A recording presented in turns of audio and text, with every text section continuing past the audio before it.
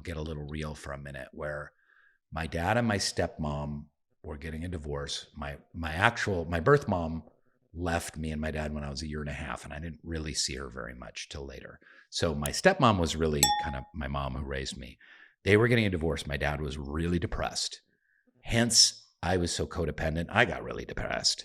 And I started going to the University of Washington while I was driving marine supplies. And I had a nervous breakdown. Me and my friend John had an apartment up on 45th over by the Dick's Drive-In. Oh, yeah. And my parents met there. At Dick's Drive-In? Yes. I went there last night. At that Dick's Drive-In? Yeah. Or the Capitol Hill one? Yeah. How about that? Apple doesn't fall far from the tree, as the saying goes. Yeah, look at that.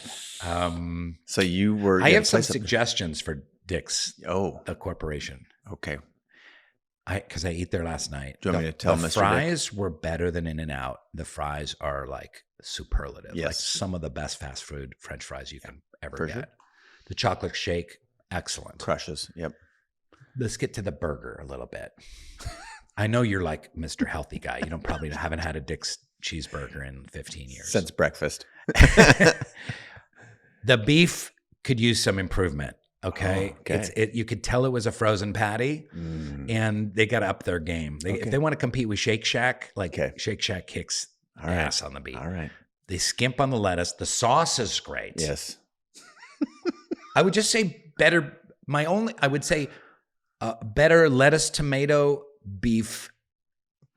So the whole actual burger. But the whole. You described every element of the burger. But the bun was good and the sauce was good. Okay.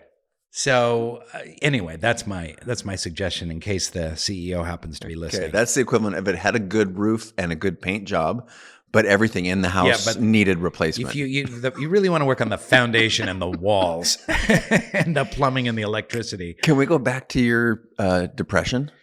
Yeah. Yeah, what was going on there? I was going to the University of Washington. I was working my ass off driving marine supplies around, and my dad was really depressed. I was either living in his basement or I was living with my friend John up on 45th. And I just was really, I'd always suffered from some sort of depression or anxiety. I've talked about that, before, and I talk about it in my book. But especially anxiety, really crippling anxiety attacks and whatnot. And I don't know what happened exactly. I was just really depressed and feeling lost and really anxious. And I had an incident where I was really frustrated with something in our apartment, and I just started punching the mirror. And my hand was bleeding and was cut open, and I was screaming, and I just lost my shit, and I started sobbing, and I just felt so lost that I walked out the door from there's no cell phones, right? I walked out the door from that apartment by Dick's Drive-In, and I walked all the way down Meridian, with blood dripping from my hand down to my dad's office where he was working at the sewer company, and I was sobbing, like snot sobbing and blood dripping off my hand. I must have just looked insane walking down the street. And my dad was so emotionally clueless. God rest his soul. He passed away 2 years ago. He didn't know how to comfort someone or how to interact with someone who was being emotional. I mean, he was kind of from that really old school way of being, and he didn't know what to do, and he's like, "Hey, buddy," and pat on the back, exactly. Yeah. And he's like, "Let's go out for some teriyaki." No. Yeah. So he got a towel. He pulled out the glass shards from my hand and wrapped it up, and I think maybe sprayed some Bactine on it and wrapped it in a towel, and he drove me downtown and took me out for teriyaki at a little teriyaki place that he liked. I don't know, and I was just.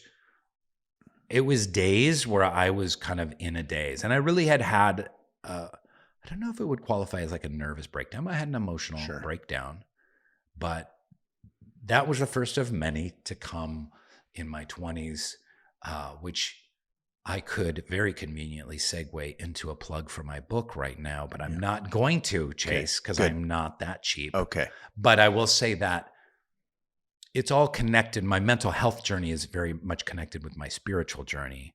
And I will say that I love this quote by Julia Cameron, who said, I come to spirituality not out of virtue, but out of necessity. So for me, digging into spiritual paths, spiritual tools for well-being was something that I needed to get by. It's not like, oh, I'm some saintly guy who's so spiritual and so kind and blah, blah, blah. I'm kind of a dick, but it helps me get through the day.